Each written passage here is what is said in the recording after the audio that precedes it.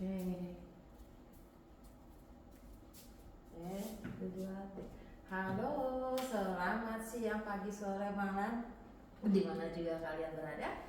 Hari ini berjumpa dengan saya Maria Rosa dan di dalam podcast kami. Hari ini saya bersama dengan seorang yang punya fisioterapis klinik, namanya Klinik Mandi, dan ini namanya Pak Joko. Selamat malam, Bu Rosa. Dan di sini juga dengan sekjennya PPS di pusat, Bapak Budi Satrio. Tema kita hari ini adalah apa ya? Spastikmu, bukan spastikku. Ya. Yuk kita lanjutin ya. Oke. Pak Budi sebagai penyintas stroke, tapi kondisinya sudah lumayan, dan ini Pak Joko sebagai terapis yang punya klinik Mandiri Center juga untuk orang-orang stroke. Nah, ini kita kan seperti yang kita ketahui, setiap orang itu kan kadang-kadang, ayo kita ajari kamu begini. Saya lihat video tuh banyak banget ya.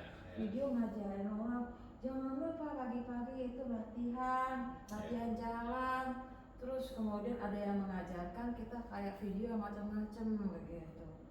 Itu sebetulnya bermanfaat atau bagaimana ya menurut Pak Joko? Oh ya, baik, makasih Bu Rosa. Jadi kalau kita bicara spastis sebenarnya itu kan jadi topiknya spastisku bukan spastismu, begitu juga sebaliknya gitu ya kira-kira. Yeah. Bahwa secara pengertian awam spastis itu kan kaku gitu ya, kekakuan fisik gitu ya. Dan kalau tadi disampaikan, latihan lah pagi-pagi jalan atau stretching gitu. Secara umum sih pasti ada manfaatnya, Bu.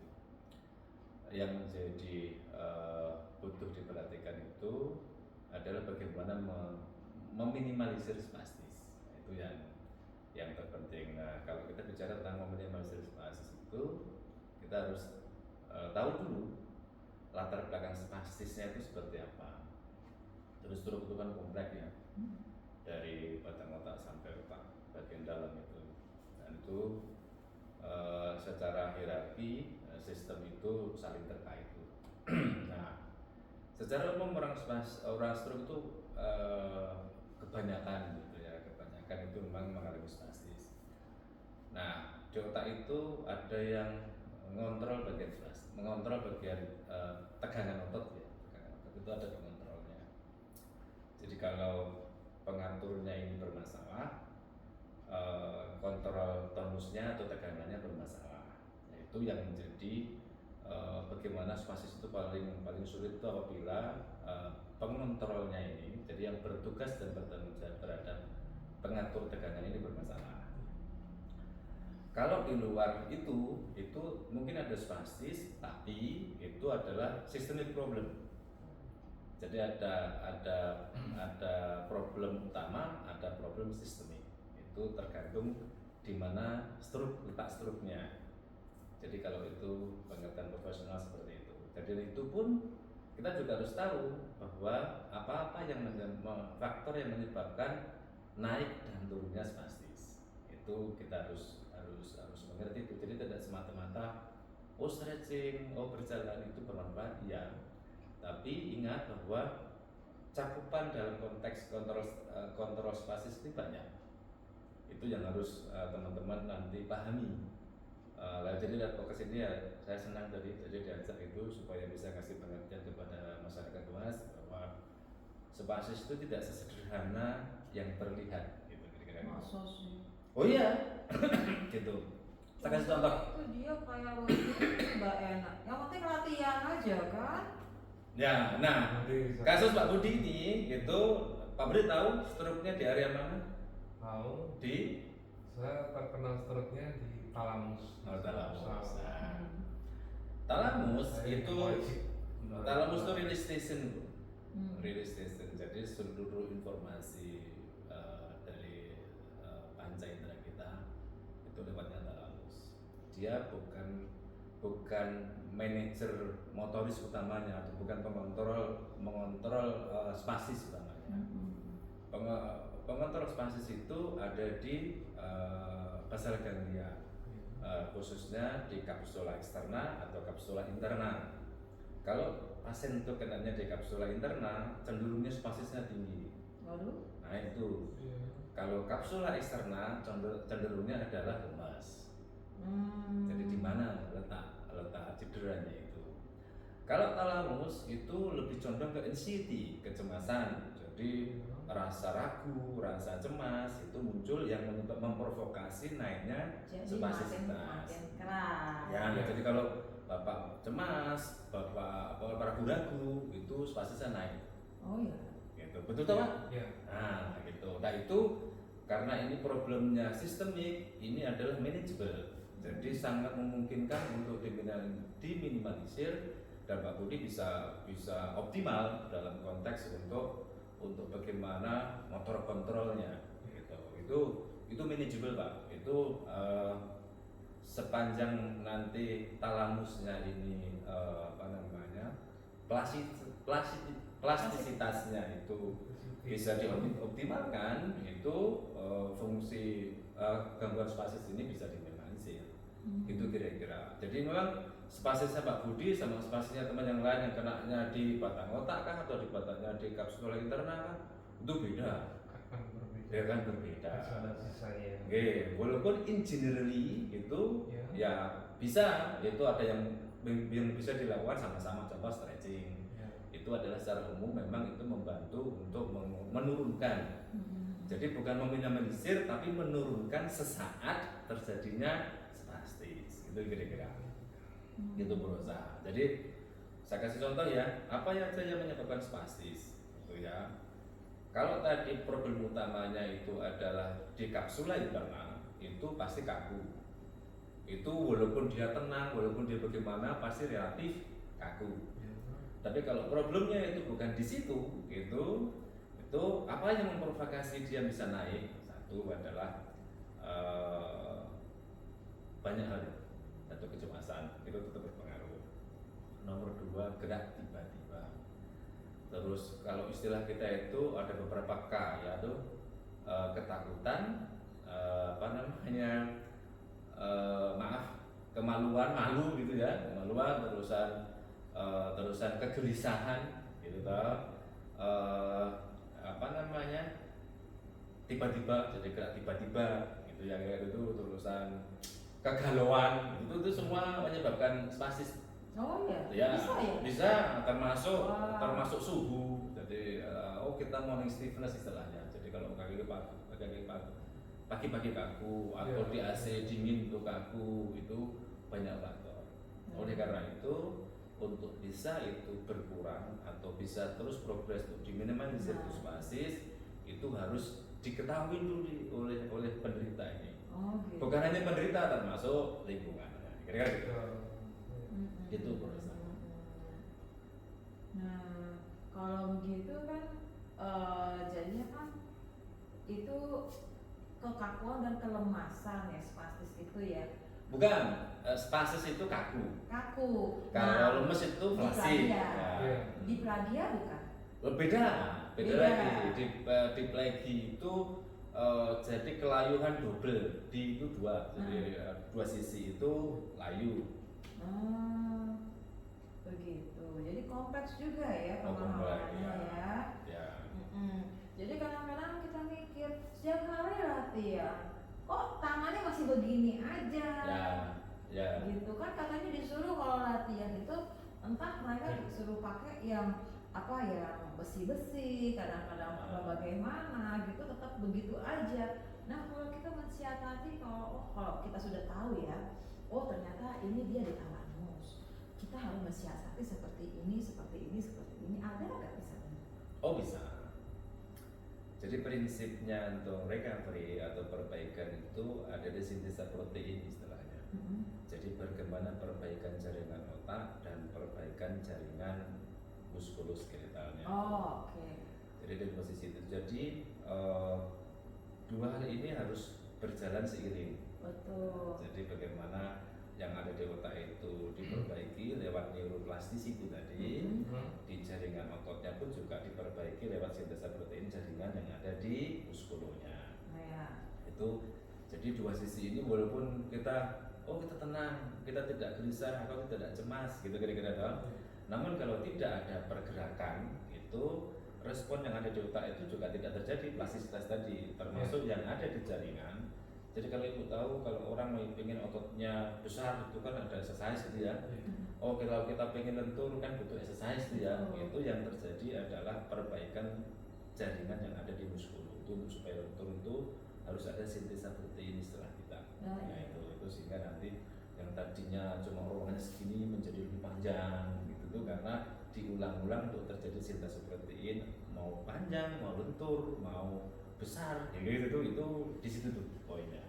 Jadi di dua sisi. Jadi kalau pengen ada perbaikan spasis tadi, perbaiki yang ada di otak dan perbaiki yang ada di fisiknya. Itu kira-kira Bu. Jadi kalau segala permasalahan kan otak itu adalah masalah di otak kita. Berarti kesimpulannya yang harus kita perbaiki dulu itu otak. Oh ya. Jadi otak itu kan sentral ya. Jadi apa yang kita lakukan, sikap, perilaku, tindakan kita itu tergantung apa yang ada di otak kita. Gitu.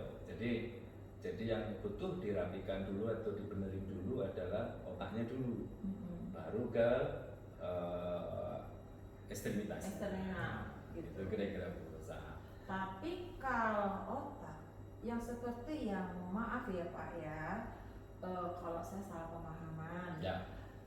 Seperti yang saya bukan pernah lah ya, saya ketahui stroke itu ada stroke pecah, hemorrhagic atau stroke, satu lagi adalah penyumbatan. Kalau tersumbat di sisi sebelah sini artinya kita saluran itu mati, ya kan? Berarti fungsinya kita untuk berjalan lagi kan mati dong. Berarti itu nggak bisa diperbaiki. Nah kalau begitu bagaimana? Ya, jadi tadi kita bicara tentang plastisitas. Iya. Tentang plastisitas. Jadi berarti dia mati di sini. Bahwa jaringan orang yang kena stroke, entah perdarahan atau penyumbatan itu kan ada jaringan yang mati ya. Ada jaringan yang mati. Kalau istilah kita itu ada umbra dan penumbra. Umbra itu memang jaringan inti yang mati, penumbra itu area sekitar yang ada yang mati itu tadi. Nah, bahwa setiap orang itu betul itu punya kelenturan masing-masing dari dalam genetik otaknya itu pun kemampuan untuk berplastisitas itu masing-masing orang itu beda-beda Pak. Tapi secara teori bahwa orang yang mengalami stroke yang jaringannya mati tadi, fungsi yang ditinggalkan atas jaringan yang mati tadi itu bisa di cover oleh jaringan sekitarnya, oleh lewat jaringan sekitar itu teorinya, ya termasuk pembuluh darah tadi yang tersumbat tadi dia akan kolateral tuh untuk mencari jalur baru. Nah, tapi sekali lagi faktor bagus tidaknya hasil itu banyak faktor. Utamanya adalah golden time. Jadi kapan ini mengalami fase recovery dan beliaunya menjalani recovery itu di waktu 6 bulan sampai 8 bulan pertama itu kuncinya. Satu. Nomor 2 tentunya latar belakang masalah yang dimiliki penderita. Apakah komorbidnya banyak atau tidak, terus psikologisnya itu bermasalah apa tidak, support lingkungannya bermasalah apa tidak, gitu ya. Itu terusan secara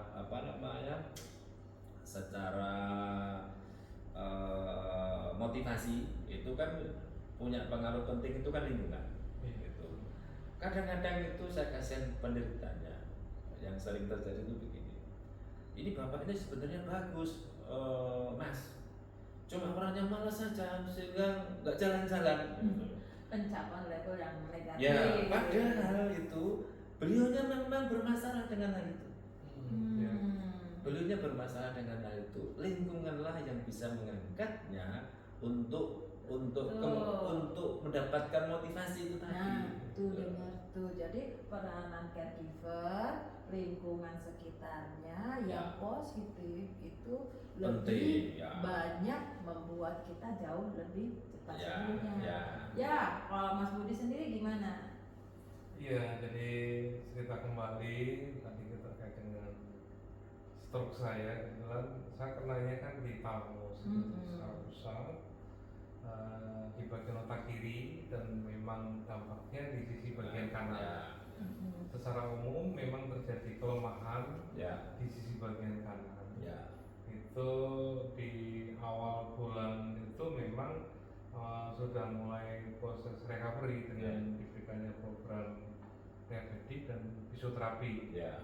Dengan diberikan program itu, kalau kebetulan saya ditangani di rumah sakit, dengan proses pemulihan itu programnya seminggu 2 kali. Seminggu 2 kali itu ada fisioterapi dengan penyinaran dengan alat-alat seperti air, ada TENS juga dengan alat-alat penyinaran ataupun pemanasan yang lain. Kemudian karena saya juga ada masalah tentang bicara, kebetulan saya juga diprogramkan di terapi bicara saat itu awal di bulan pertama. Kemudian juga diberikan program okupasi terapi. Itu memang standar di rumah sakit, di Remedi seperti itu. Cuman memang proses pemulihan ini tidak ada yang instan. Yang saya rasakan secara pribadi saat itu benar-benar selain masalah fisik, masalah mental, dukungan dari keluarga ini memang sangat berpengaruh sekali. Jadi progres demi progres yang saya alami, yang saya dapatkan tentunya ya melalui program-program yang tepat, yang continue dalam saya melakukan fisioterapi, dan tidak cuma hanya dilakukan program itu di rumah saja, dan itu saya lakukan kembali di rumah. Seperti apa yang sudah disampaikan dan diajarkan. Artinya latihan mandiri dan di program fisioterapi dan repedik itu kan waktunya terbatas. Saya lebih banyak di rumah.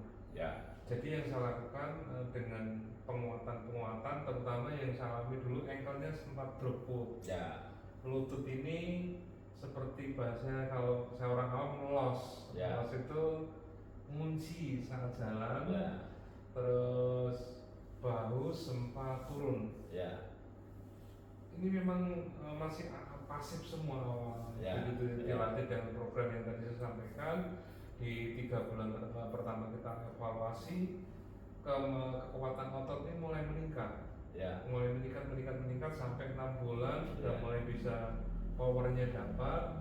Nah, baru terasa kaku, baru muncul nyeri. Itu yang saya rasakan. Ini bisa nanti dijelaskan. Mengalami nyeri yang memang itu karena ada kaitannya dengan saraf talamus tadi, karena ada pengaturan resepsi yang saya tahu, pengaturan suhu, termasuk sensorik yang saya alami. Selain nyeri, rasa kebas, panas, itu sensasi yang selama ini memang belum selesai. Jadi yang saya alami memang ceritanya seperti itu. Setelah kekuatan ototnya meningkat, spastis itu benar tadi yang disampaikan Pak Joko. Jadi mood seseorang atau mood saya saat mungkin kurang tenang atau ada perasaan apa, itu ternyata memang ada dampaknya. Intinya ketenangan itu harus selalu kita jaga. Selain latihan rutin, saya sudah mendapatkan dengan apa yang sudah saya upakan ini, sebenarnya memang tinggal menjaga saja. Melatih biar tidak. Posisinya sih kayaknya udah bagus. Pak Budi udah berapa lama sakit stroke? Saya sudah 8 tahun. Jadi, bagus banget ini. Itu tadi secara gerakan mungkin dengan program dan latihan mandiri sudah saya dapatkan. Tapi orang melihatnya banyak orang awam melihat saya sudah normal. Tapi itu tadi yang nanti juga bisa dijelaskan, kaku, nyeri Ya. yang saya alami pribadi ini mungkin orang tidak bisa merasakan, tapi Ya. ada beberapa teman yang merasakan seperti itu. Ya. Nantinya tadi catatannya golden time selama 3 bulan, 6 bulan sampai 1 tahun itu benar-benar saya maksimalkan untuk mendapatkan Ya. progres yang terbaik. Ya. Dan itu terbukti dari saya sama sekali tidak bisa digerakkan, berdiri aja saya kesulitan. Ya. Saya pakai kursi roda, jalan pakai token itu Ya. progres yang dulu saya awal Iya, yang itu pertama. kemauan dari diri sendiri. Betul sekali. Jadi salah satu pencetus kesembuhannya teman-teman ya, salah satu pencetus kesembuhan itu juga berdasarkan dari kemauan dari diri sendiri. Jadi kalau kita mau terapi, tapi kita hanya berharap, kan kamu terapi saya bayar kamu. Nih gerakin nih kaki kamu, bentar saya main kota, itu nggak bakal terjadi. Ya. Itu nggak bakal terjadi, ya kan? Ya kalau kita mau kita diterapi, kitanya juga hati kita kepengen ada di situ di terapi, dan kita kepengen tangan saya bergerak, gerakan otak kita juga, tangan saya harus bergerak, karena walau terpicu dari golden time ya, tapi kita jangan berpikir, oh enggak, ini 1 tahun kemudian kita sudah berakhir di sini. Banyak loh, Betul. banyak loh orang-orang beranggapan, ya betul ya, Iya. udah setahun, udah saya nggak mau ngapa-ngapain lagi, ketiga percuma, udah golden time saya udah gak ada, gitu. Itu kayaknya pemilihan, Betul sekali. iya, pemahaman dari Betul. otak kita sendiri, dimana kita harus mengerti, aku ingin bergerak, gerakkan. Wahai tanganku, aku ingin belajar bergerak. Coba deh kita gerak. Jadi jangan kita kayak handphone pegang, kita lihat gambar TikTok, lucu. Akhirnya otak kita kan terpikir dengan handphone kita, ya kan ya Pak ya? Ya. Ini gambar handphonenya, ini lucu video. Nah kamu jalanin sini, nonton main di sini. Itu rasanya juga sesuatu yang nggak masuk di akal, ya kan? Kalaupun mau, walau kita sudah membayar fisioterapi, walau kita sudah itu mau bagaimanapun juga ya, kita sampai mau bayar robotik, kalau hati kita belum ada rasa untuk yang namanya itu bergerak atau kita kepengen bergerak, itu tidak akan terjadi kesembuhan. Ya. Tuh kuncinya, Ya. ya. Nah sekarang balik lagi ke laptop. Jadi kemauan itu istilah kami evolution Bu ya. Ya. Evolution itu bisa didapat dari interest and arousal, jadi ketertarikan dan gairah. Tadi saya ulangi bahwa tematiknya itu seperti apa. Jadi masalah kemauan itu juga tergantung tematik struknya di mana. Nah, saya kasih contoh ya. Saya kasih contoh orang yang bermasalah dengan struk di frontalis dari otak bagian depan itu. Itu fungsi eksekutifnya itu kalau dia tidak loss, setidaknya adalah ada defisiensi, ada penurunan fungsi eksekutifnya. Fungsi eksekutif itu mulai dari abstraksi sampai ke tindakan, itu fungsi eksekutif. Waktu aku di depan sini. Gitu. Nah, saat fungsi eksekutif ini menurun atau hilang, gitu ya. Nah, di situ kemauan itu nggak muncul, karena membayangkan gimana, yang otak yang bagian fungsi membayangkan itu drop fungsinya. Betul. Nah, oleh karena itu tadi terapis, jadi fisioterapika atau okupasioterapiska itu butuh punya kapabilitas yang mumpuni untuk mengerti, setidaknya untuk bisa mengidentifikasi latar belakang masalahnya si pasien. Karena itu juga tidak bisa disalahkan kepada pasiennya atas solution yang tidak muncul. Gitu. Nah, itu terapis harus bisa mengidentifikasinya, fisioterapinya atau rehabnya kayak gitu. Oh, ini bermasalah ini dengan fungsi eksekutif. Nah, disitulah fisioterapi atau terapi secara umum itu mendesain bagaimana fungsi otak yang bertugas dan bertanggung jawab terhadap fungsi eksekutif itu bisa distimulasi sehingga bisa membayangkan kembali atas kemauan-kemauan itu. Gitu. Nah, jadi setelah itu nyambung nih sudah gitu, baru bisa di-drive atas fungsi kognitifnya.